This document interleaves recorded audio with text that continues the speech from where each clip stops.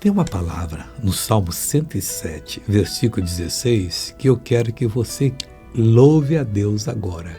É uma obra que Jesus fez quando entrou no inferno. Lá ele venceu Satanás. Está escrito assim: pois quebrou as portas de bronze e despedaçou os ferrolhos de ferro. Acabou.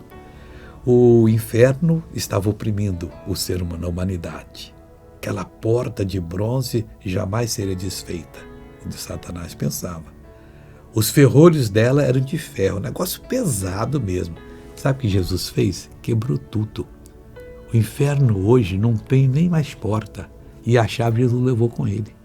Não tem mais como o diabo fechar.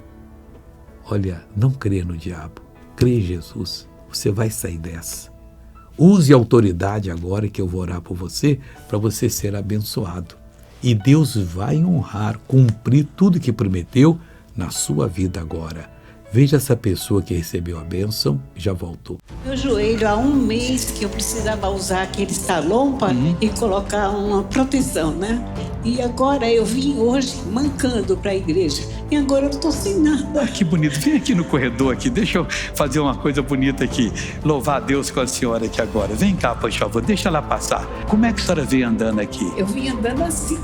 Eu estou até com a proteção. Eu sei. E agora, melhorou agora? Não, agora foi um calor, parecia que estava... Então anda normal agora em nome de Jesus. Anda, pode andar sem medo. Olha que coisa linda. Esse Deus não é lindo, pessoal? Oh, glória a Deus. Voltei para orar com você. Oh, meu Deus. Eu uno a minha fé com a fé desse meu amigo que está orando agora, que tem um problema sério, ó Deus, e no dia de hoje está precisando da tua ajuda.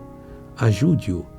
Eu repreendo todo o mal, eu reprovo toda obra maligna e digo: saia, vá embora, desapareça, em nome de Jesus. E você diz: amém, eu creio.